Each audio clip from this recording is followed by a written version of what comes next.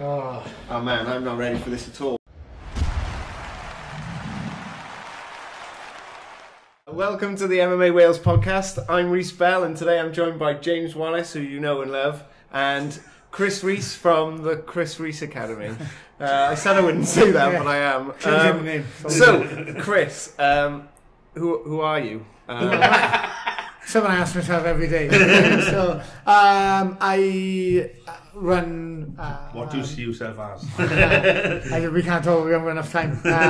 I'm obviously Chris Rees Academy, CRA, BJJ and MMA gym, which I run alongside Ashley Williams, and it's been going for a long time and growing and growing and growing to the point where we are now, where we have over 100 adults a night and some kids and Ash and EBI and Ash and EBI and Brett Johns and UFC and more and more and more. So yeah, it's going pretty good. We got clubs all over Wales, affiliated clubs all over Wales, and full-time academies, and yeah, times are good. Do you know what? It kind of shows what you think about how you think, because I kind of meant you. Like, how long have you done jiu-jitsu?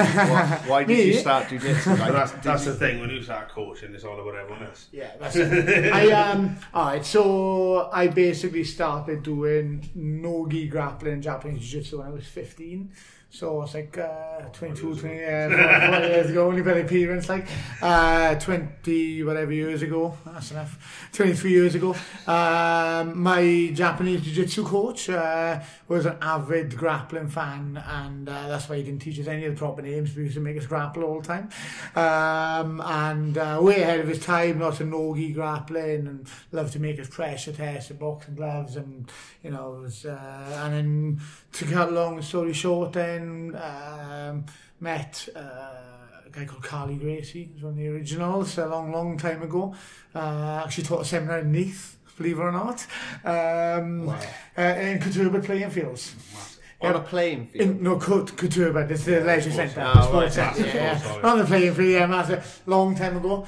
I went from there, travelled wherever I had to go to train, started training with my coach Braulio Steamer, Gracie Baja, and that was a long time ago. And so back then, like, how hard was it to find training partners? Was there like a handful of people doing jiu-jitsu? There was me.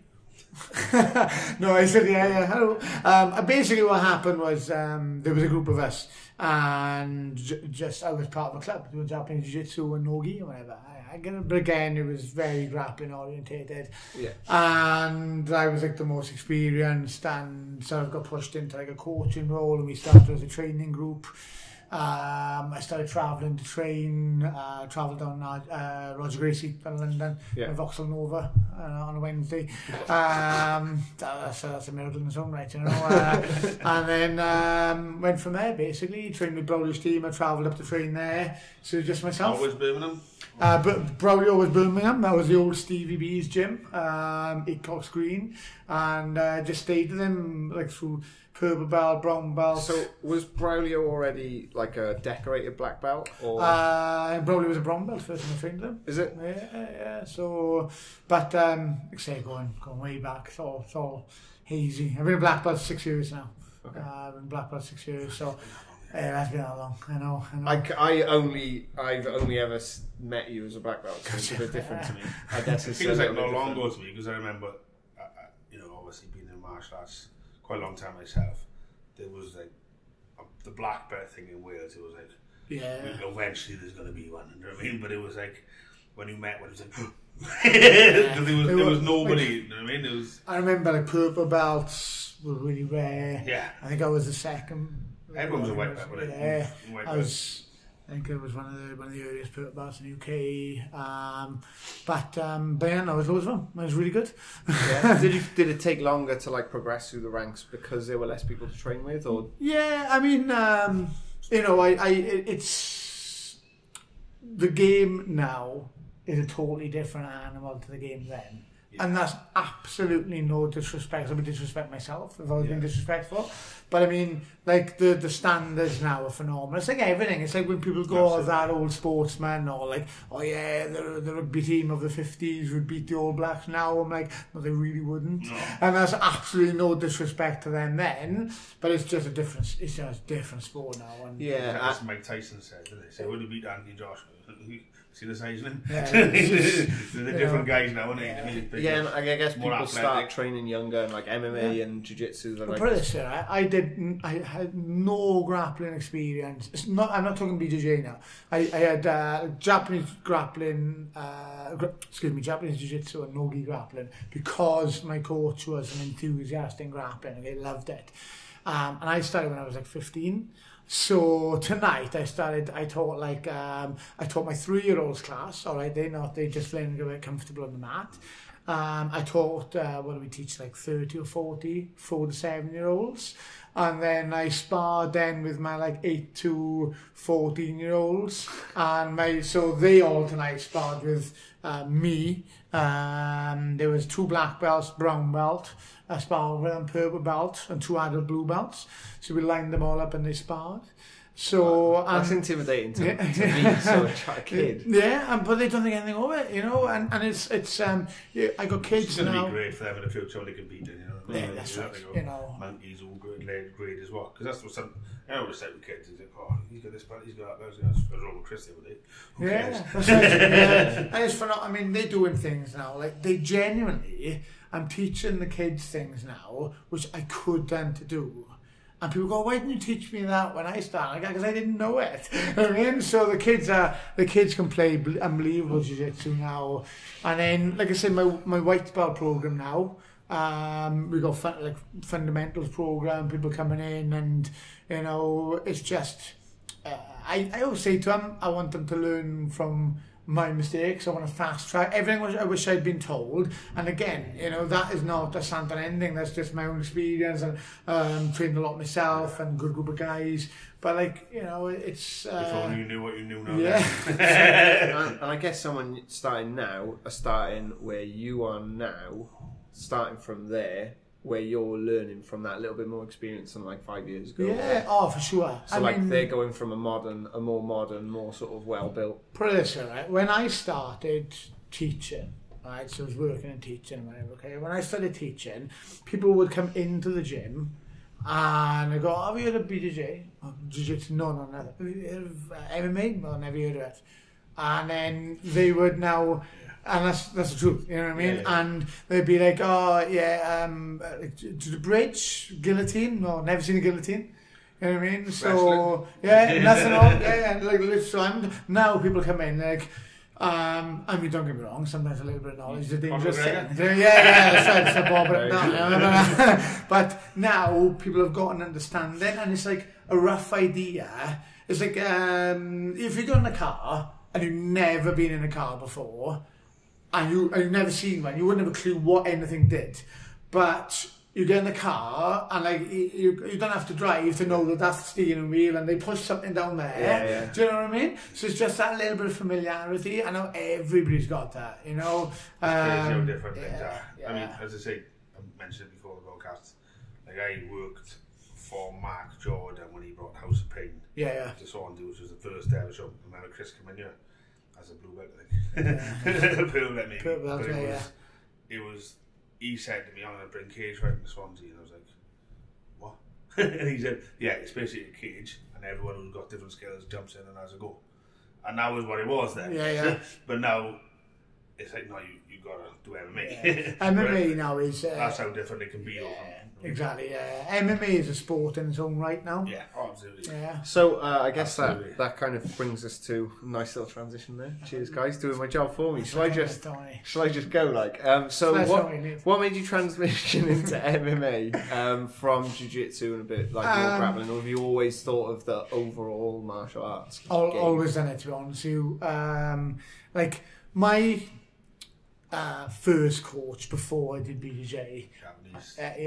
But he was, I mean, put it this way, right? He brought in a conditioning coach for us. He brought in a boxing coach for us. He was so far ahead of his time, to be fair to him. Yeah, and he used to, like one of us would put like really terrible sparring gloves on, right? And then the other person put boxing gloves on, and one would be trying to hit you, and he'd be forcing the takedown. So he was really, really good. I mean, you're talking like I was 15, so you're talking over 20 years ago. Wow. I mean, so he was like really ahead of his time. He was like, oh, gi tops off, you know, you go for it, and you know. I think with the Japanese jiu-jitsu then, though, Chris, he was looking at self-defense, wasn't it? Yeah. He was looking at like the idea was block a punch and grab.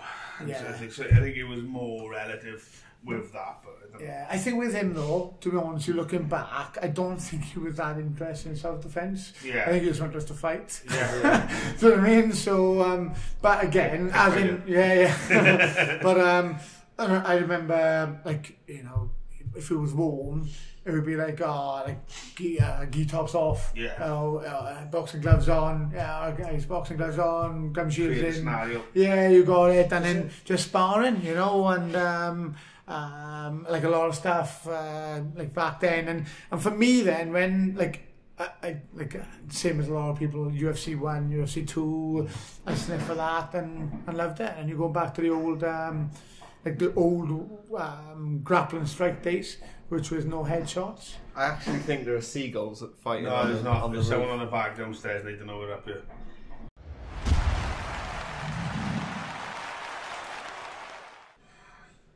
So, what made you transition into MMA? Just to throw you on the spot.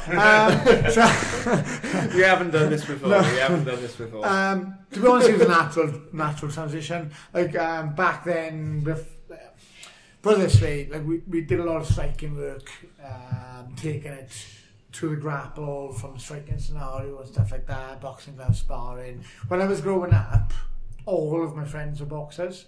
And it was me who wanted to drag everyone to the floor. Okay, yeah, through fear. Let's start close. But yeah, so it was a natural transition. And what I found was, like, you had the UFC, the early UFCs, going right back, and it was just a natural move into that. And the old grappling strikes, which are like up in anti-glow. So no headshots and stuff like that. And yeah. I remember the first one. Punches. There, with the bar was at the edge of the mats. No way. Those were the days. But yeah, it was a natural transition, and then just built it from there. Then so then you moved into like MMA and like MMA coaching. Mm-hmm. Did you ever fight? No, I fought. I always say this. I fought in when I sparred and fought. I compete down in London. But it wasn't MMA because my coach put me in, so I went and fought, and I was fighting a kickboxer, and it was full contact, but they'd never done any grappling at all. Okay, so to me it wasn't MMA. You know what I mean? Like what the boys now can do.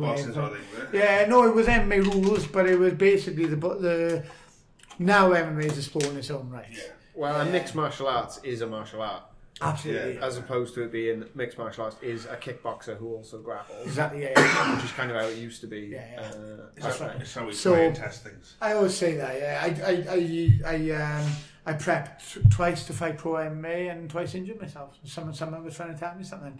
So I prepped, I got on one of the You're coach. Yeah, that's right. Prepped to fight on the old House of Pain. Yeah, and he went down and did it for the poster. And then popped my knee out. Do you remember the first ever show when I had to sit ringside with the trophies, give the trophies out? And do you remember the ringers that weren't ringers, they were hookers? Yeah. I went to the second one, I went to the first one. The first one, they were like, hey, are we going somewhere I'm going to have to edit out? No, and they were just like, in between rounds, they were just making out with each other. And the whole place was like, so I am going to have to edit it out. Okay, good. I went to the second one, then went to the first one. So. I went to the first one, So, coaching MMA then. Thanks, James.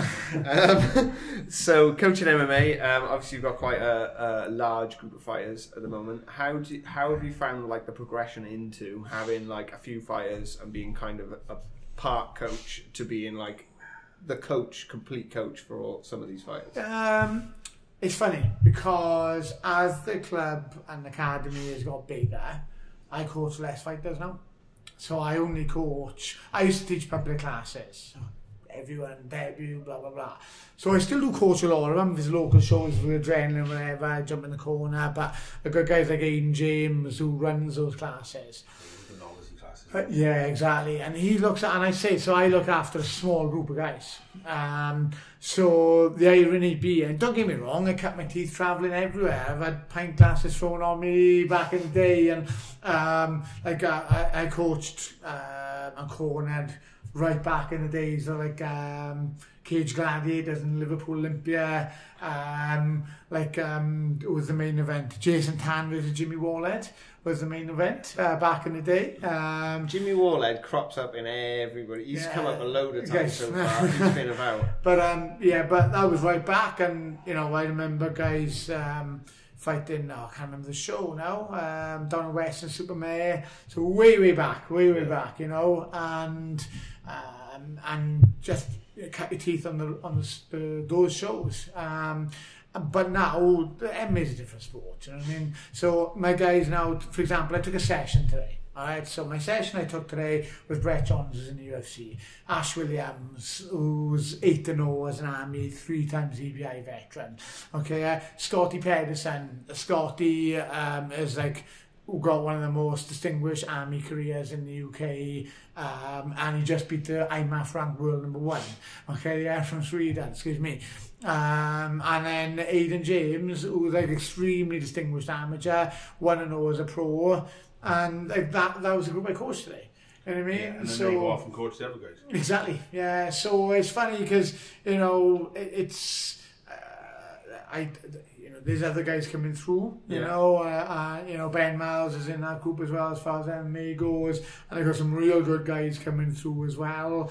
But a lot of them work in the days, and in the nights I coach PJ, and then I coach the guys. You just have to coach your MMA guys in the day, then it basically. Yeah. So is that the group in the day that Chris coaches, which is the group you just mentioned, I suppose. Yeah. And then in the evenings, then you religiously do a gi class. Yeah, that's right. And then Ash does the no gi class. And then the other boys teach the area, like Aidan, and Scott, you have yourself. Yeah, Aidan as such, yeah. But I mean, Scott gets lost a bit. We'll, you know, for example, I've got some good heavier guys coming through in the night then, and like they'll spar together, some the extra session with them, like they've got fights coming up now, so I'll do extra with them then. Yeah. But it's the boys in the day. So I guess what happens is as the club grows and also the fighters in the club also gain more sort of experience and they fight at a higher level, you need to concentrate on those fighters and then let them let their experience trickle you turn down. From instructor to coach. Okay, what would you say there? Okay, so I always use the same. I use an academic description for this. Okay, yeah. So basically, when you first go to school, okay, yeah, primary school, junior infants, whatever, okay, yeah, you're being taught this is A, B, C, blah, blah, blah, blah, blah, okay, yeah, so you're being taught that way. And then you go to comp, okay, yeah, and at the start off you're still being taught, but then you're getting challenged a little bit more to teach yourself. Yeah. A lot more for your own back. And then you go into college, there's a lot of self-study, and then, but when you go to uni, then it's about self-study, self-experience, you've been coached. So when I coach someone, okay, it's about making them understand what they are doing, so self-development. So it's not so direct, it's more theoretical. You go, well, yeah. So why are you doing that? What's going on there? Well, let's look at this. Yeah. Okay, because by the time someone gets, take Brett Johns and Ash, okay, Ash Williams, okay, yeah, as 2 examples, okay, yeah. Like I'm not in there going like, oh, you need to move your hand down an inch. Okay, you need to move it. Yeah. You know, Brett's a wrestling monster. Ash is a monster grappling and wrestling, and Brett's a monster. You know, all across the board. UFC level and EBI level as 2 examples. Yeah. Okay? So, as a coach, I'm like, this is why I always say, boxing's got it better than martial arts, because in martial arts, there's a myth that the coach and the sensei can still beat everyone, and that's nonsense. In boxing, you know, like the truth. So yeah, you know that's not the truth. Absolutely. Yeah. In boxing, you know, the Customato Mike Tyson. You know, no one's looking for the footage of Mike Tyson Customato going in and dropping Tyson with the body shot. You know what I mean? So when I coach those guys, you go, Ash, why do that? Brett, why do you do that? Let's think about this. What's going on there? Could you do this? don't get me wrong, there's the technical level. Go, what am I doing this? I guess it comes to a point where if someone puts their at that level, if someone puts their hand in a position, it's because they're doing something. It's not like going to be because of. Yeah. You know. So, and if they're not, if I'm looking at it, question it, and then that's for coaching. So it's like I always say, you can imitate, right? But it's understanding why. And I guess that way you all kind of get better together. Where you've like he might say something that you think, oh right, yeah, I get where you're coming from, and then it goes the other way then. Yeah. Okay, so that is not as an easy transition now, but coaching it, I know, innit? So coaching MMA, obviously the coach of Brett Johns. It wouldn't be having you on if we didn't talk about you in the UFC. Yep. That was a weird way to talk about it, wasn't it? A little bit. So to coach for a UFC fighter, to be specific. So how does it compare? I've had a couple of questions that I've sort of thought about. And how does it compare, like traveling to America and the local shows? Because obviously you come to the like Adrenaline, and that's obviously just down the road. What's that? He's coached in America in Titan. Yeah. So how does that compare as well? Yeah, equally. The UFC is a different league, isn't it? Does it feel like it's the same if it's Titan and UFC because of the difference between that and here, or does it feel like a totally different beast? Some things are the same. Cage side in the corner. And you'll vouch me on this, where the strings are the cage side, you cage side, it's just a cage. Yeah. I don't care whether there's 20,000 people behind me or 200. Yeah. Do you know what I mean? So, exactly. That's right. But they can definitely hear you. That's very mean. It's only because of the mic, you know what I mean? So, I don't know what it is though. Your voice seems to get picked up by every mic in every arena. EBI as well. EBI as well. You could hear you clearly on EBI. It's good to talk, right? I mean, it's good to talk. But I mean, the biggest thing, to be honest, the biggest thing is the Athletic Commission. That's the biggest thing. When you get there, I mean, the UFC are a big machine. Yeah. There's someone for everything. Every role is someone there to do it. So though, for example, there might be all those roles in every other show, there's someone there to specifically do it, and they do it all the time. You know, so the organisation level is unbelievable. Your kit, you know, there's someone sorting that out. Do you need something changed? There's someone sorting that out. You know, you got a guy who's in charge of everyone. Oh, do you need this? Yeah, we sort that out. You know, so in terms of like the biggest is the competition period. So you get there, and then they checking the fighter's weight. You know, you got a medical team, or you need this. Yeah, you speak to them. You need to go on if you're in the States, you need to go and get shopping. Yeah, the shuttle goes bam, bam, bam. No. Okay, yeah, so it's like everything is sorted. And you can do that for a lot longer than you usually. Exactly, yeah. I mean, when I went to Titan, okay, yeah, so Titan was my first experience of fighting in the States. You know, when that was, again, it's like, oh, right, okay. Was that Gutierrez? Titan first of all was Vial Watson in right. Mobile, Alabama, okay, and then it was Gutierrez in Kansas then.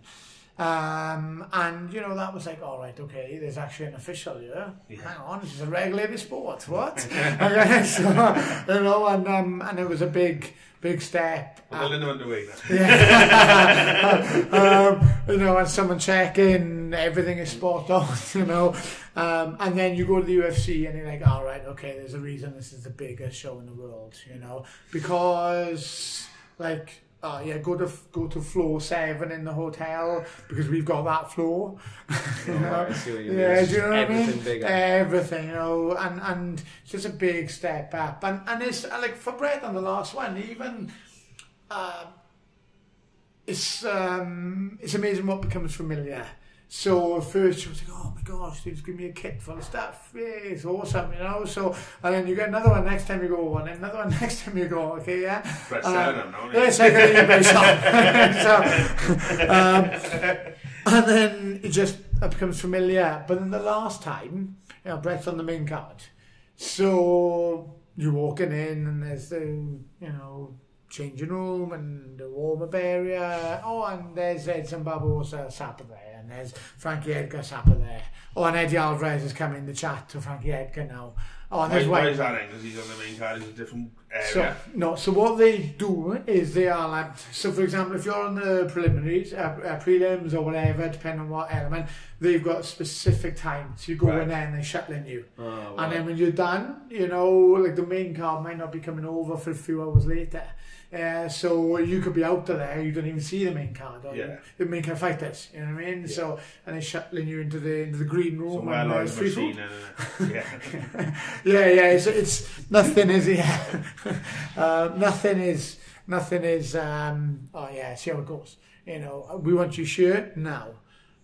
And if you're not sure now, we're going to find you. And if we can't find you, we're not taking you. Yeah. You know, it's just a massive step up, so...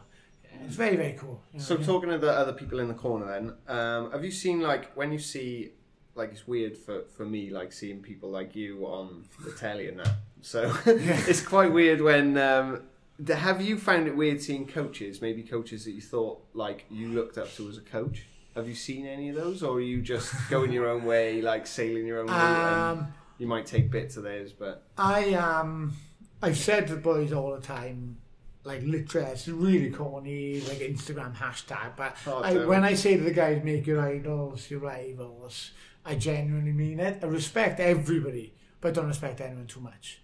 Yeah. And I'm the boys take the mickey me because I don't have photos of fighters, because I'm like, well, my guys are, they should be here as well. My guys are here, and I got absolute respect, and like if you go fanboy, that's right. Yeah, I agree with that. And, you know, I honestly, if anyone knows me, I'd like to think they know I'm not arrogant. But it's like, no, I deserve to be here too, and my guys deserve to be here. And you're awesome, and I think a lot of what you do. But I'm going to corner against you. My guy's going to beat your guy. You know, and that's the way I feel about it. And you leveling up it. Yeah, that's right. You know, and I. Fans, loads of people in the sport. I like articulate cornering, so I say please and thank you a lot. Okay, Greg Jackson sort of style. Yeah, Greg Jackson in tight down was one of the guys that was in the corner. And he was in the same changing room at tight down. That's one of the guys I was like, I did have a photo with him. I did fanboy it up there, and that's pretty much the only time I've done it. Because you have a very similar style when you corner. I think calm. And like kind of direct. I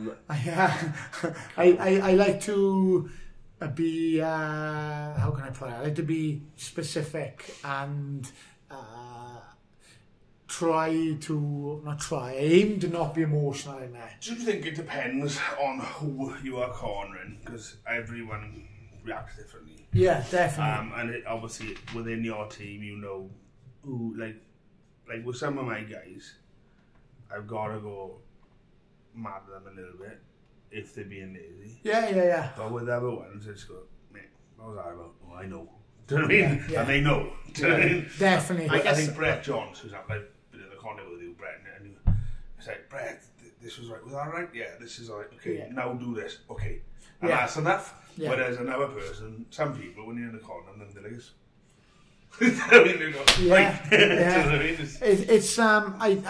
I think definitely there's a lot of variety in the person you're cornering, for sure. But again, because I've got that small group, they almost have changed to I coach them the same way all the time. They evolve to you. Yeah, you got it. But I will. Sometimes, I mean, you got to fire people up. If they're being lazy and there's no emotion there, and it's not, you know, for whatever reason, it's just not firing, then you got to be a little bit more in the face. You know what I mean? So, but it does vary a lot. Like little things, like, you know, I don't swear in the corner. And you know, I guess I'm a little. I do. I guess that's just a little bit drilled into me from the TV thing. Yeah. So, but also I'm not. I reckon, you know, I don't know. Just guess the way I am anyway. You know what I mean? But yeah. So it's. I didn't think of that. Like, because even now I think about it, the guys who I shout at, without, you know, they've changed. They've evolved, so they aren't going to do it anymore. Yeah. Yeah, but it's been a while since I mean, for example, if I'm cornering the novice lads, I'll go as second corner. Yeah, let Aiden talk first. You got it. So I'll talk So I'll talk through Aiden, or I'll talk through Stu Terry, and I'll go, okay. But I guess a part of that is teaching Aiden how to be the new you. Yeah, if you see what same I mean. voice. I need more. I've heard that. You said that was on a UFC commentary. You could hear that. He's more familiar with them as well, so he knows how to get them to react. And actually, knowing Aiden, like, he is so switched on to, like, he's so active in his brain. He's just like constantly thinking about stuff. It's almost the good. Just got to get him slow down, isn't it? That's the hard bit. Yeah, so I don't even know if I answered the question. what was the question? I asked the what question. was the question? I don't really know. I can't really read my writing. Oh yeah, like other coaches. Don't worry about it. No. Yeah, good. There we go. Greg Jackson's yeah, Greg Jackson. Okay, Greg Jackson, you're not watching, but if you are, we've met. I'd love it if you did. If you said no, we've never met. Yeah, we've never met once. So I think what we're going to do now is take a short little break, and then we're going to talk about IMAF. Cool. And your role in that, and then move on to Cage Warriors Wales quickly at the end. Cool. So stay tuned.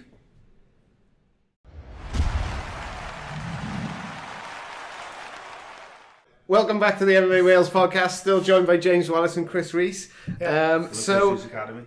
Oh yeah, wait, I got it. Chris Rees, head coach of the Chris Rees Academy. See, I got it. I told you, I got that. Who's in name? So IMAF. What's going on there? What are you the coach or part of the coaching staff? Okay, so IMAF is for explaining a little bit about it. Wait, I know I've already gone wrong, haven't I? Yeah, you fucked up. Yeah, okay, yeah. good. Yeah, so start, please. Okay. I'm not cutting it, Mike. That's going to be all in. Me So messing good. up, we're all good. Okay, so IMAF is the International Mixed Martial Arts Federation. They are basically the worldwide governing body for MMA on their way to being that. Okay.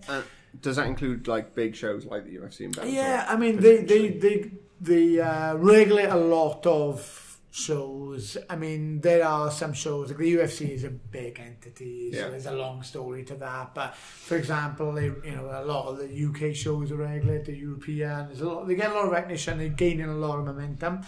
And basically what they are aiming for is the regulation and recognition of MMA worldwide. So talking about getting it to simply to be recognised as a sport, So and everything which goes with that.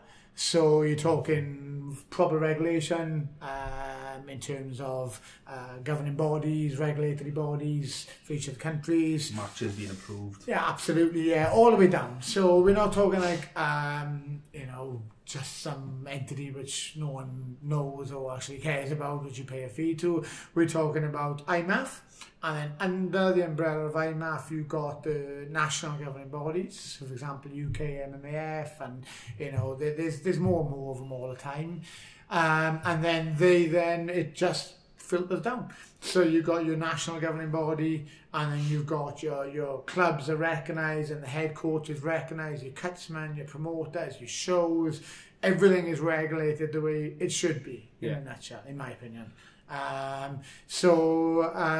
There's two, I guess, sort of like two main sort of angles which people look at it from, which is the federations, which is the what I just spoke about, and then the competition side of things, so the tournaments which they organise, and they are looking and working towards Olympic recognition. And I got to be honest with you, if you'd have asked me this 12 months ago, I'd have been really cynical, same as everyone else, or a lot of people in UK MMAF. Wrong words, in UK MMA, and I've been like, whatever, blah blah blah. But I went to the Worlds in Bahrain last year, and it was just an absolute eye opener. It's like a different sport, absolutely different sport. So very, very cool, very cool. It looks like, when you're watching it, it looks like something that could work in the Olympics and should work in the Olympics. Yeah.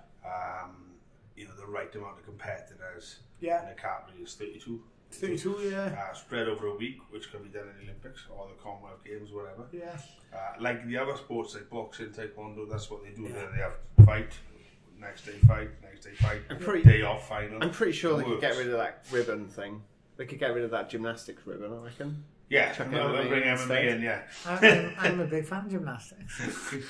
Chris is a Damn. big... That went really, really, really well. I mean, they've taken away sports like wrestling. I mean, it's ridiculous, but they add more sports on. I think, well, it was on about Brazilian Jiu-Jitsu being part of the Olympics. And I think it's just set in a rule set. Yeah. I mean, the problem with BJJ, right, is, I mean, don't get me wrong, I don't know what all the requirements are to get the Olympics, etc. But the problem with BJJ is, like, if you look at the statistics of world champions who are not Brazilian, over the last, like, whatever, 10 years, there's, I think, just, like, maybe one or two, you know what I mean? So, in order for a sport, I believe, and I might be wrong on this, I'm sure people will tell me if I'm wrong, but I believe that there's got to be the possibility of a fair spread of medals. Not necessarily, I mean, that can't be, I think so. I mean, I know a lot of the time when Olympics go to a new country, then they have the option of putting sports in. Yeah. Now, obviously, Brazil tried for a BJA, didn't they? I don't know. I think so when I went to Rio. Probably not. Wouldn't they? Oh, they've already got tried. Football, so. I think they tried. Yeah, they tried putting it in, but it wasn't good enough.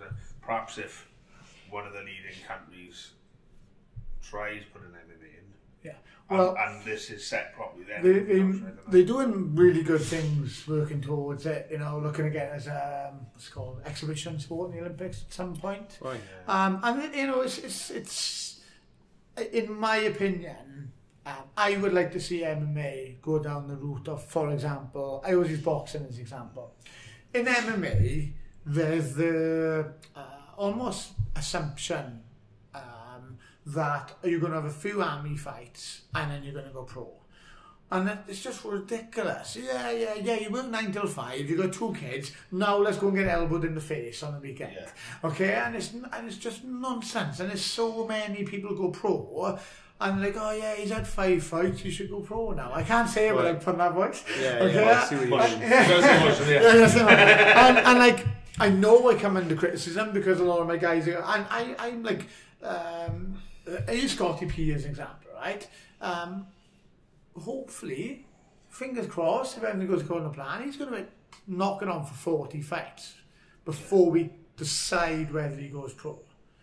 Now, the experience he's going to have is going to be phenomenal. Yeah. And then, to me... Hopefully get a fight with his pro. I'm not saying that. We have that problem now.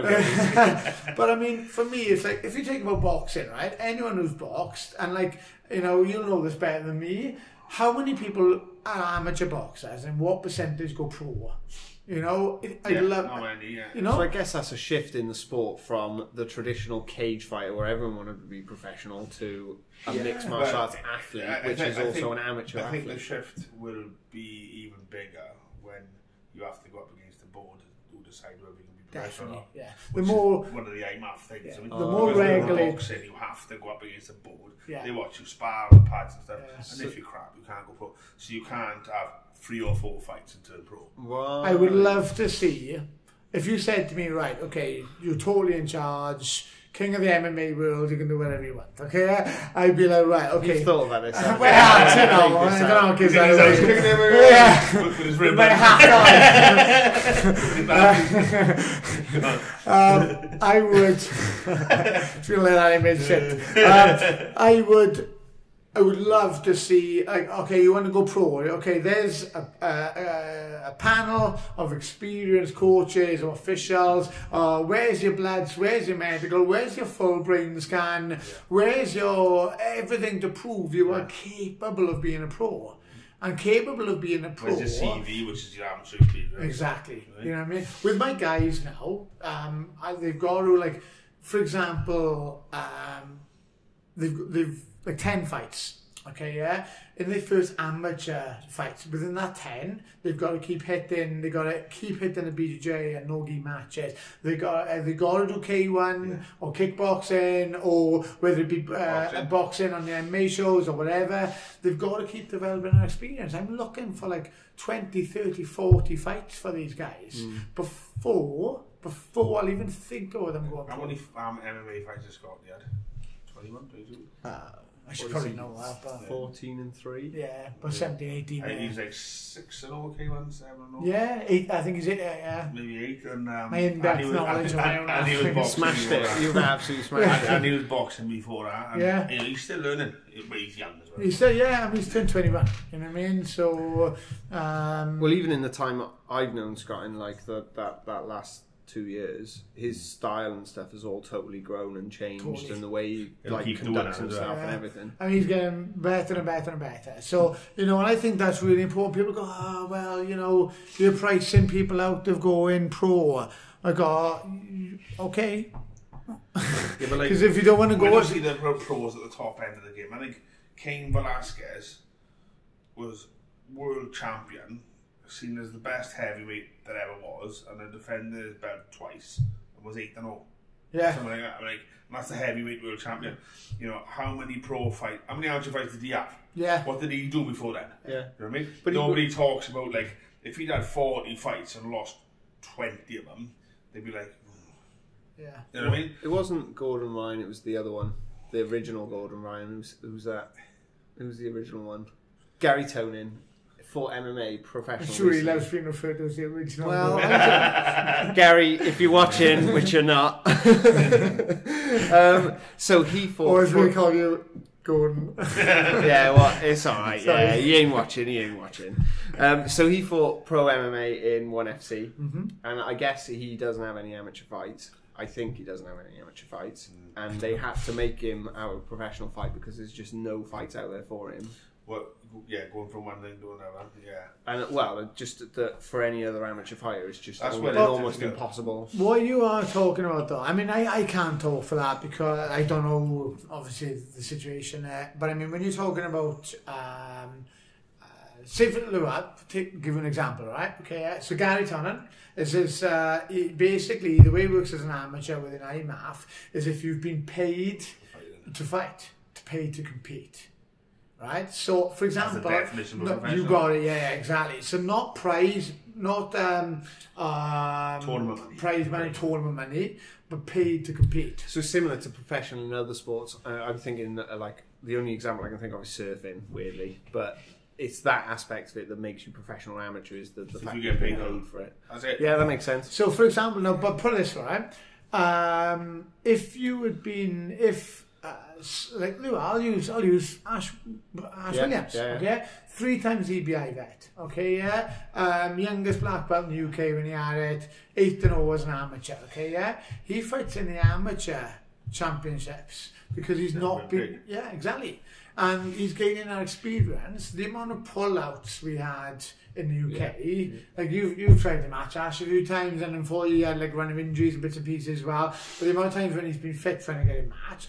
But we went to the Worlds, and like he's, you know, the first Finnish lad he fought, they coming for a fight, you know, and then he fought a lad from Kazakhstan who literally wanted to hammer fist Ash's face off from every position of the sun, didn't care that his leg was in a knee bar.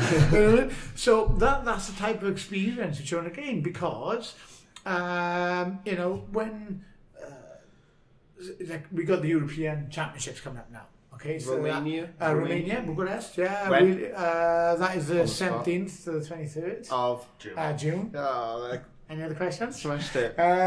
What part of Romania? Bucharest. He's not to the flight. There you are, yeah. Someone texted me that, yeah. So yeah, someone booked their flights today. Yeah, so I mean that's going to be more fights in a week than he probably get in 12 months. Yeah. And they haven't got a choice, have they? They have to fight. Yeah, that's right. And it's great. Yeah, it's great. The point is, Ash, if he's paying to compete in his tournaments that he does everywhere, not getting paid, so he is an amateur. And it is a funny line. I mean, like some people just want to get paid, and then they're never going to get anywhere. I mean, so that's the point. Oh, you're professional. Well, how many fights have 4? Piss off. So I mean, in my opinion, if you just want to get paid, then you're not going to do that well. But you got to love the sport. I guess the problem now is that in MMA, anyone can say, I'm a pro MMA yeah, fighter. totally. So I could say that, and I've never had a fight. Exactly. Everything comes from the regulation. You know, everything I'm saying, and everything comes from regulating and making it proper. Because I absolutely love the sport. And there are times when I look at shows, and sometimes I hate what the sport is. I love the sport, and I hate what it is. It's a poster opportunity, and it's people who've not got any of the commitment and work ethic and skills, and they don't even deserve to be in there. And all they want to do, to me, the biggest consideration for a lot of people who fight is whether they got their hair shaved the way they want it and how good their tan is.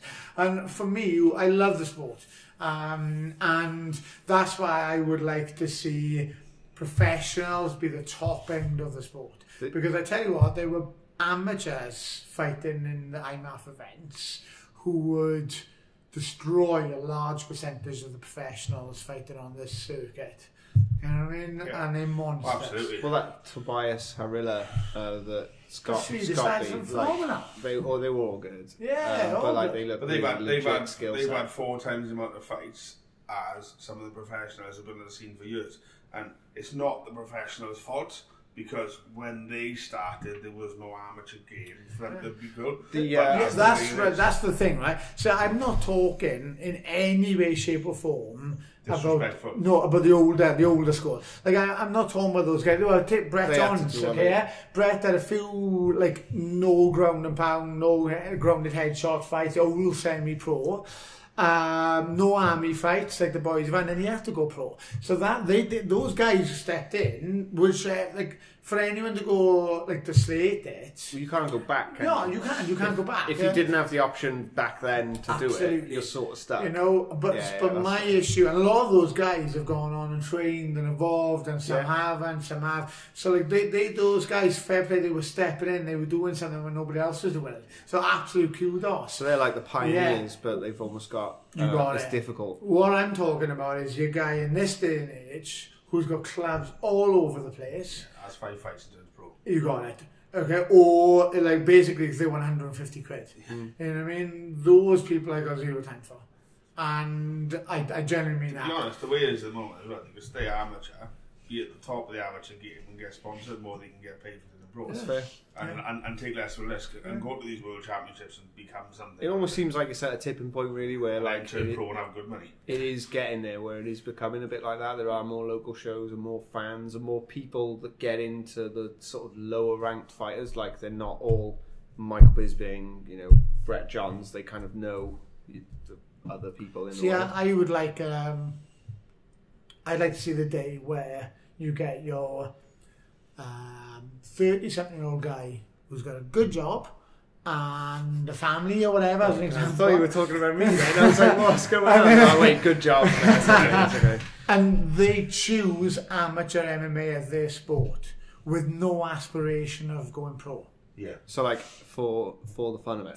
A complete hobby. To be world champion as an amateur? Because they want to be the best amateur in the world, but they want to go to work on a Monday without being elbowed in the face. Exactly. Yeah. Because like, at the the moment... difference between me punching in the face with a big don't pad try it. the elbow in the face with nothing on. That's right. The difference is huge. Yeah. The difference between and I think the knees, the knees as well, the knees to the face. So on standing. Then what you've got then is you've got a different sport.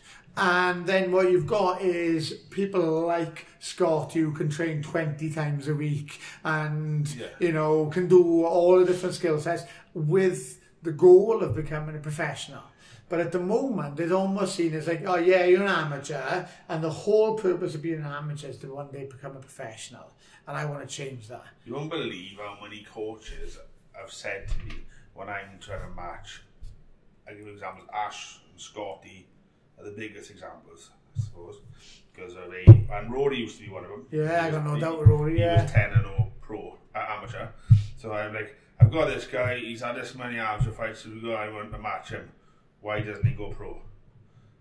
Have we got anyone to match him? He goes, why doesn't he go pro? Because he doesn't want to go pro yet. He's not ready for that. Yeah. I mean, Rory went 10-0, and he'd just before the point of his IMAF thing, so he wasn't really. It wasn't the international fight thing. No. It was like Rory, Aidan. Yeah, like I know Aidan did a few. Yeah, that's right. Just at the end of that, like being able to do the 30 fights, amateur, and go on all these tournaments and have 6 fights in a week or whatever it was.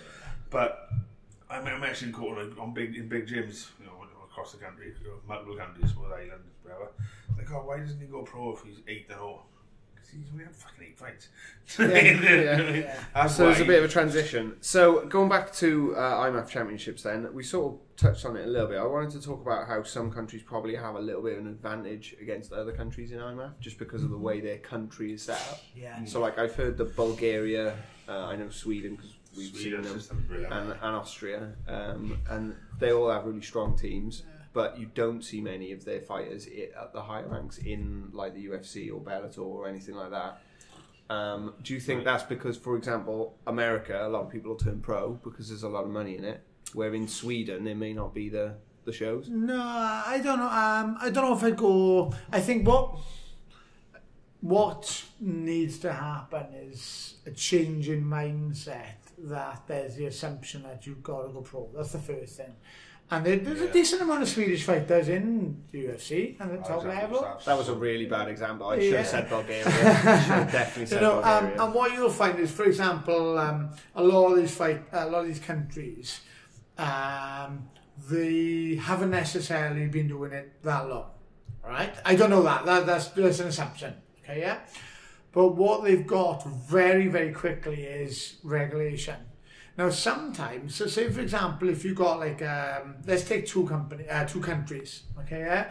One has been doing it in all sorts of shapes and forms for years and years and years. Yeah, you do whatever you want. Oh, can you fight tonight? Oh, I've only had 1 pint. Oh, yeah, great, you can fight. So you're doing it that way. And then you've got the new country who learns from all the mistakes of the other country and they start fresh. Yeah. So they start here, whereas the other country has been doing it for years and years and years. They've almost got to get rid of those old traditions. That's right. So, I mean, what I would say is that, I mean, again, it's this buy-in to, like, IMAF, it's a buy-in to, and the biggest thing is regulation, regulation and recognition, funding, etc., and support for the teams. I mean, the UK MMA team, so as we're saying, under IMAF, you then got UK Mixed Martial Arts Federation. And then under the umbrella of the UK Mixed Martial Arts Federation, you're going to start to see the formation of the home countries. So you're going to have, basically, it's going to be... Oh man, the 6 nations. Yeah. Somebody to, And where? It's going to filter down and down and down. It's going to be better and better. Mixed Martial Arts company, Mixed Martial Arts Federation company, you know what I mean? So, but it's under the umbrella of the UK Mixed Martial Arts Federation, and what you're talking about... Ireland, they got a good team, and they got a good thing going on. Really good. See, Ireland had almost forced... already. Yeah, Ireland had they had almost forced deregulation and re-regulation because they were really, really unfortunate in summer. Unfortunately, a fighter died after. One, So that was like, boom, right, okay, let's put all these things right. And they set up, it's fantastic, it was really, really good, really, really good, and lots of regulation there. So they almost needed that one really bad tragedy. Yeah, it's really, really sad, and I just... Half the week. And actually really uncommon in MMA as well, Yeah, for sure. I mean, it was, there we are. More about the week, I think, but it's... Yeah. I wouldn't like to comment because I don't know exactly what the situation was. That's fair. But, Let's move swiftly on then. So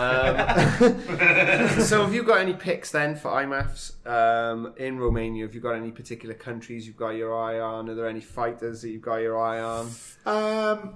You looked at me like, yeah, I have, but I'm not telling you. No, genuinely, and I'm going to be honest, I really haven't. And I tell you why, because like the fighter who Ben Miles fought in the World Championships in the first round, I'd never heard of him. Okay, and Ben had never heard of him, and was like, okay. The kid was electric, and he'd had about 16 fights. You know, and I think is like, oh, Ben beat him, didn't he? yeah, Ben beat him. Yeah, Ben beat him. It was a great fight. The kid was electric. Ben beat him. Okay, yeah. So now I've learned to go, do you know what? I don't really care. Yeah. So it's a case of playing to your strengths or your fighter strengths, and not like looking at where It's they different might... when you got one match in it.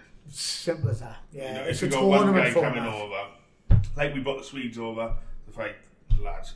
It's like, right, this is one guy, this is what he does, this is what they're going to look at. And that is different. When you can't learn, you can't prep for a different person each day, so why bother? And we got to think as well, right? Say, for example, 32-man bracket.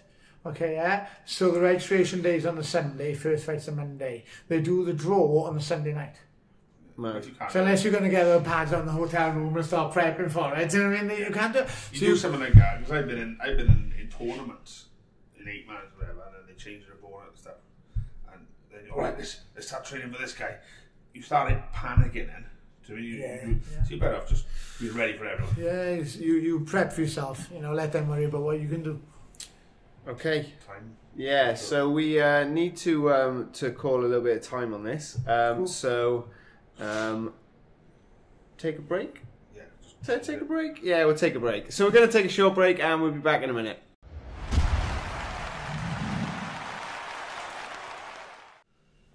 Welcome back to part 5.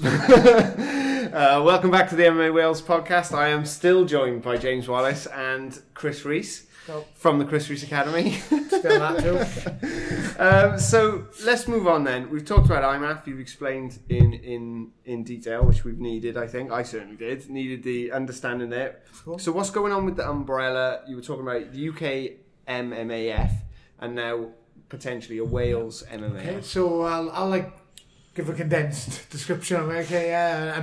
So basically, you got you have IMAF overall world, then you got national governing body UK MMF, and then under that, then you're going to have Wales, Scotland, England, Northern Ireland. Yeah, okay, yeah. And basically, it's, for example, there'd be a board, okay, for the Welsh board, for for Mixed Martial Arts Federation Company, and I'm looking to. We are looking at the formation of that now. It's getting everything in place. Everything's got to be done properly. Yeah. Bringing in people involved in MMA across Wales. You know what I mean? So and coaches and people outside MMA and really getting things done properly. And then those guys from the Welsh Federation will then sit on technical committees on the UK Federation. So it's a big sharing and cross-section, one vision of driving forward MMA as a sport, recognition, regulation, and basically just making people realise it's a pretty cool sport. You know what I mean? It's the fastest growing sport in the world, but it's still seen as like on the fringe. Yeah, you know? And it almost needs that transition from people seeing the UFC only to like seeing those local shows and going to see it, you know, like... they're great. I mean, you're talking your IMAF events or whatever, they daytime events, 3 cages running, you know what I mean, and 3 octagons running, sorry, okay, and it's fantastic, you know, and so basically... Round octagon. Well, you know. It's you know, it's a really, really big thing. And with the Welsh Federation, I'll talk about that. I mean, this is in the process of being formed. There's lots of people still to talk to. I want to make sure it's fully inclusive. I want to make sure everything's done right, in a nutshell. And there's some really quality Welsh fighters coming through, and they're coming up for the Europeans now, representing the UK team.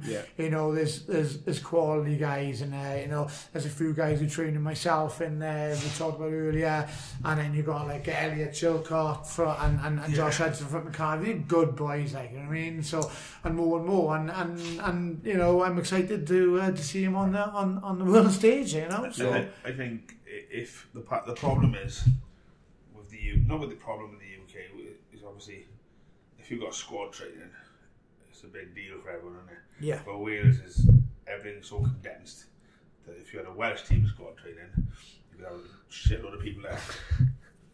That actually clicked, man. You could have a lot of people there, couldn't you? Yeah. So it's easier to contain. It's easier to get a good Welsh squad. Yeah. Logistically, I mean, there needs to be a parallel movement with all of them. You know, with the UK as well, and that's why it's under that umbrella.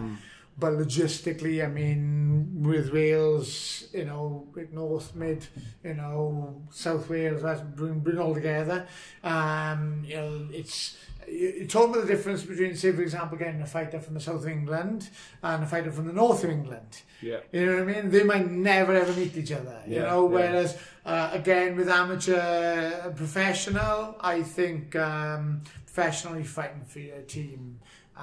And as an amateur, I think that you train with and are loyal to your team. But competitively, you know, you want to get that Welsh flag on your chest. Do you know what? You know, like combat sports. I love the country aspect of it. I think this is a really good, sort of angle on the whole thing. Yeah, and the boys are excited, and you know, it's. I can't wait. I think it's going to be a really good thing, and I'm looking forward to. We had the trials, the UK trials, and they were held here, and guys come in from all different gyms, and it was fantastic. And they're great training to get. Some, you know, you could have charged ticket prices for it. You know what I mean? Some great training. And we were just going to build on that, you know. So there's trials, squad sessions, support for these boys, you know, so they can get what they need to really go for it. And it's just going to be very, very cool, you know what I mean? Yeah, it's cool. So that was quick for me. That was really good. You're learning already, look. See? Podcast Pro. So I just wanted to talk about on the weekend we've got Cage Warriors Wales. Yep. So we've got a whole bunch of fights. Yeah. Is there any that stand out to you as big fights? Shall I show you the fights and then you can pick some out? Yeah, well, there's, Here we you go. know... Can you even read my writing? Is that shorthand? There's only one bro fight, isn't there? So yeah, Craig Edwards versus Mason Jones. Mason Jones saw on Adrenaline. Mason's a monster. Loads of time. Cage Warriors, they continue to check out RAM cards. You know what I mean? It's great. Mason's a monster. I got a lot of time for Mason. He's a great guy. I think he's one to watch. You know. Actually, Mason, sorry mate, we have been trying to get you on. We are terrible at planning. So he's fighting Craig Edwards. No. English or I think it's a good match. So he's coming over the border then to try and fight Mason. Yeah, I think it's going to be good. I say, again, same as what he just said. I'm not going to comment on Craig because I don't know him. Yeah. But I got a lot of time for Mason. I think he's an extremely well prepared young man, and it's going to be cool to watch him do his thing again. Do you know what I mean? So the next one we've got MMA title for the middleweight. Title. Christian was part of the UK MMA Christian team. Duncan? I got a lot of time for Christian. I like absolutely no disrespect to Greg Cuthbert, and I'm not calling this as a prediction. But I got a lot of time for Christian. I think he's just a tremendous natural fighter, and out in the world, he got out of some positions he had no right to get out of, and then he won. And he's really, really mentally strong. And I think you'll hear a lot more of that name. I hope he does well, and I hope So So then moving on then. His brother's a good guy as well. He don't fight, but he's a good guy. I'm glad everyone's nice. I'm glad the whole time nice guys. I'll be a nice man. Please and thank you. Welterweight title then. Josh Hudson, Oban Elliott. Josh Hudson made the team, did he? He did. Yeah. He's part of the team going to the IMAF. So we've got a couple of guys then. Again, like Josh. I've heard of Oban Elliott. I'm not really sure why. I've heard of him, but I don't know anything about him. I haven't seen him. Josh, I've seen her. I rate Josh. At the end of the day, these guys, this card from top to bottom, have trained to fight, and it's good, you know what I mean? So, but Josh is a good guy. I met him properly for the first time on the trials, and he's representing the team, and he's a good guy. A lot of time for him. He's tremendous shape, and he's a good skilled guy. And it looks like the undercard as well is quite stacked. I mean, I can see Ashley Amos in there. I'm sure a couple of the Matt Academy guys, Ben Ellis, Cameron Clark. Ben Ellis, Cam Clark. Ashley Amos is a very good grappler, isn't he? Yeah, I mean, you got with like Cam Clark, the Matt guys. I mean, they got Liu Long up there looking after them, so they're going to be able to do the whole lot, you know what I mean? Yeah. So a lot. I know Cam a little bit better than I know Ben, but like, you know, I got loads of time. These good guys, you know. My Scotty and the boys went up to spar with the Mac boys on the weekend. Again, trying to bring it all together. You know. It's going to be good. I think that's a good advantage, like an advantage Wales has over other countries as well. Sure. There's a lot more willingness. Yeah, absolutely. I mean, the thing is as well, I think people have got to, you know, got to look at the North Walian guys, the North Walian scene as well. There's good guys up there, you know what I mean? Those guys have got skills across the board, and I always get, I don't mean to offend anyone, but sometimes get mixed up on which side of the border some of the teams are. But there's really good guys in there, you know, and like there's guys who train with a guy called Charlie McDonald, and like there's I think it's just across the border then is Hammer. I think I'm right on that. But these are really good guys, you know what I mean? Yeah. Some of them live in North Wales, and the guys in you know, Mid Wales and across the board. And it's like I refuse to like just be really colloquial with it and not look at those guys, because they're sharp and they fight all over the place. So time. And they'll be able to bring something to the table, I'm sure, 100%. at some point. Even you know, this is like it's coming back to the federation and these shows. You know, it's Wales. You know, and they're good guys. I got a lot of time for those guys. I mean, KJ was going to be a good night. A couple of guys I want to mention. Owain Williams?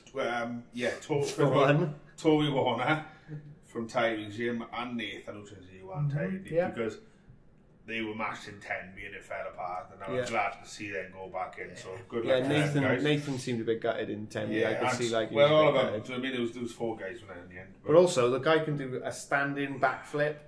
You can. That is so weird to see quite a big, stocky guy like he's kept a bit of weight at the moment. Why did it take so long? Weirdly, he's for some reason he seems to be very rosy cheeked. Is it? And he looks like a human Snapchat filter, which I felt the need to pop to mention last night. So I don't know. He just needs to look like a unicorn one. Do you know what though? A super sound guy Nathan is. He's a good guy. Owain Williams. He turned up for the last Cage Warriors event, and his opponent missed weight and was ill.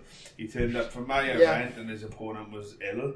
Both genuinely, one of them, the missing weight thing is, you know, it's silly, but Chow Yee was supposed to fight in the Manor Park show. Genuinely ill, he fights all the time. They don't mess about. Yeah.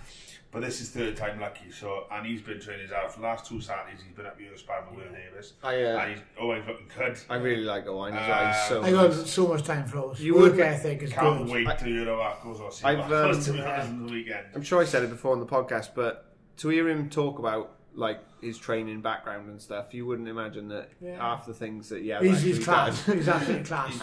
And his temperament is perfect for a fighter. Yeah, it's just, you know, it's one of them ones, and it happens to people, and sometimes it breaks a fighter when the first fight doesn't happen, the second fight doesn't happen, but O's is still there. He's just focused on it, you know. For his 3rd fight, which is his first one, then he's a good guy. Luck to him. I think maybe our little viral video did him no favours then getting the fight of a big shot. Yeah, that really just the noise was the worst. I sat that far away. I don't think it's the reason for either of his last 2 opponents pulling out, because they're both from striking backgrounds. Yeah, but you know, he's fighting Saturday. The chances of it. Sean Powell and Scrivs is a good fight. Yep. You know, so, I didn't know that. I think I've commentated on the Sean Scrivens. Sean Scrivens, that's nice. Yeah, it's a good fight. Good guys. Yeah. It's because I can read shorthand. Yeah, it's good fights across the board. Do you know what I mean? So. No, what shape he's got? He's got every gym in Wales singing the right card for him, and I mean, it's Cage Warriors card. Why don't they want to go? I wasn't looking at that. So the undercard is basically pretty much all Welsh fighters. Yeah, it's cool. There's 1 or 2 probably from the other side of the board. Only because I had a practice, I might say some of the more difficult to say names, just because I had a little practice before the show. So we've got Franco Tenaglia. Yeah. He's a tough guy. He's awesome. He fought one of my guys before. Where's he from? He is from I think they called Rebel Alliance MMA. Mr. Ben Kerr. Oh, he used to be. Ben Kerr's yeah, he's a tough guy, and like all of Ben's guys, he's going to be like. He's fighting Rob Bennett, who I'm sure I've commentated on as well. I really should Rob is from. he's not a Welsh lad. Short guy, really strong. He's fought him. So ginger leg lad. I'm not going to say the name of the gym because I got it completely wrong. Twister, and I said Twisted. Twister MMA is a thing, yeah. I said Twisted. I don't know. I did wrong with one of them, but yeah, they're good guys. Good guys. Yeah. Good card. Be good cool. card. It's one to watch. Excellent. Looking forward to that. Got any more in there? It's a good fight from top to bottom. But I mean, so and it's good to see the Welsh MMA scene like having a bunch of different shows, like a bunch of different levels, and having the academy kind of leading into something. So a little bit more structure. Maybe there could be other shows that can do a sort of similar thing. Yeah. There's still some which really need to sort themselves out. But there's a lot of good ones, and I think people know who the good ones are. I think it's getting there. Yeah, and I think that's going to grow and grow. But that's not a Welsh thing, though. No. You know, that's an across the board thing. Yeah, that's right. I think the benefit is that as the sport grows, people get more knowledge, and then they can kind of tell the difference. You know, like it's you don't have to be that skilled to see the difference between Scott's level of MMA and some of the other people you see fighting who maybe are professional. Scott's not making his record up our first time wins, is he? First round wins on easy. No, he's fighting people like that Tobias. Exactly. Bad intentions guy. You know, that's the difference. You can see. He was really nice. He's really nice guy. There's nothing bad about it. He comes to fight, I mean, so cool. You're always going to see first round finishes, but you want to see fights going the distance. Yeah, because if fights are going to the distance, it's because they're fighting people they should be fighting. And when you not ever see it, got a problem. So, I think we're going to call it a day there because we're all a little bit tired. Thanks. So throw it under the bus. I'll just go under there then. Okay. So what we'll do is a last little shout out. You're going to love doing this. So you've got some stuff coming up? Yeah, we got the Grand. Couple of fights to be announced this week. But what's the date? 21st of July. In the Grand in Swansea? Yeah, which is a big venue for us. It's actually, I went to the last one, I really enjoyed it. Really nice. I really enjoyed it. And was it Shane Williams was there? Shane was there, yeah. Shane was there. I see a famous person. You won't know that. You won't know who that is if it's rugby. It's rugby fella. Yeah, you know Shane Williams. Football you're not into, is it? So we don't know how the Swans got on. No idea. So Chris, now's your chance to do the plug. What's your plug? What are you doing? How should we find you? Do you market yourself in any way, shape or form? Well, doesn't really answer his phone. No, don't ring him. He won't answer. I mean, on social media, on Instagram, okay, it's Chris Rees Academy, and if it's me, if you want to see pictures of my dog and the boys training, Chris Rees Coach is my Instagram. Well, I guess what you get is the pictures that the boys also posted, but without the cheesy the 100 hashtags. Yeah, that's right. Yeah, cheesy phrase. But to be honest with you, the way I like people to really come see me is come down train.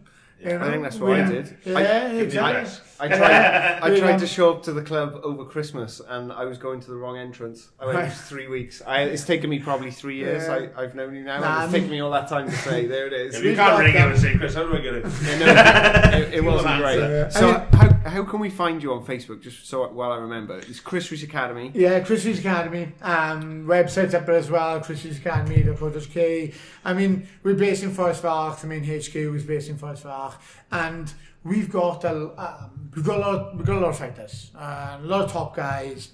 But I always, if I'm hashtagging something, I hashtag something for everyone all the time, because I love teaching across the board, and my coaches love teaching across the board. So if you've never done anything and you want to do something, can we give it a go? Well, literally 3 years ago, I rocked up to a beginner's course, I was like an IT geek, and I'm never going to be a professional fighter. But we do fundamentals classes. I think that's what I started with. Yeah, we used to run courses. But let's be honest about it, 6 weeks or 8 weeks isn't enough time to learn the fundamentals of I don't know. anything. I learned Deborah Jones can smash me. That's an awesome athlete.